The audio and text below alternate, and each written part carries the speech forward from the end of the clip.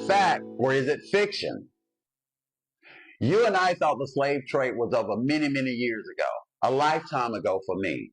That was until I met this passenger in the summer of 2024. Please like, share, and subscribe.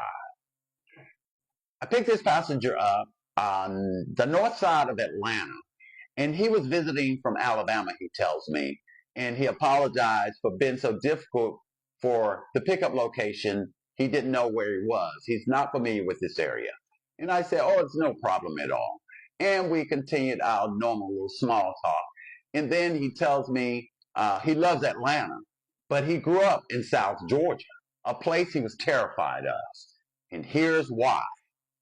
They actually were operating slave camps in his childhood neighborhood. There were farms and roads that you did not want to go near. You would get snatched up and you would be introduced into the modern day slave trade. Fact or fiction? At any rate, there were slave camps operating in the 2000s that had slaves that were happy to be there, more happy than to be out in freedom like regular people like you and I. And then there was the threat of violence if you tried to leave. The threat of violence, abuse, and even death in some cases. And that was another obstacle you had to overcome. And that was snitch slaves. Slaves would snitch on you if they knew you were planning to escape. And then you would be brought back to the slave camp and they would threaten you with violence, abuse, and even death. And this went on for years and years and years. And there were certain roads, he said, as a child, he would avoid. Certain farms he would not walk near because you would be snatched up by the muscle of these farms and introduced into the slave camp.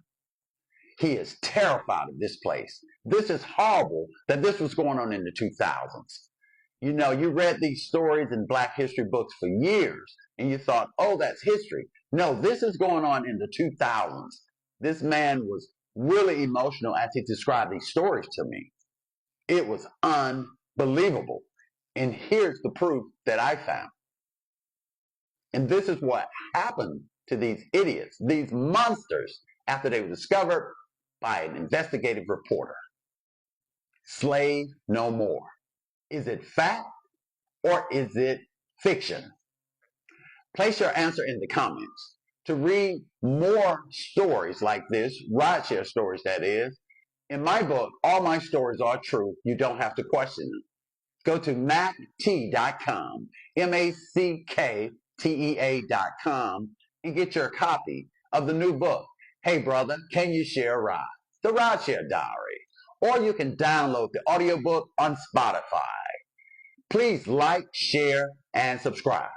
The answer to last week's story about the pregnant attorney who bought 2 pizzas and a Pepsi for $100, that is indeed a fact. So if you guess fact, you're right. She paid $100 because I guess the late hour and the wee hours of getting pizza delivered, she actually ate 2 pizzas and a full 2-liter Pepsi. So it is indeed a fact. You're right if you guess fact. Please like, share, and subscribe. And tune in next week for Ridersode 22, The Man from Mars. Is it fact or is it fiction?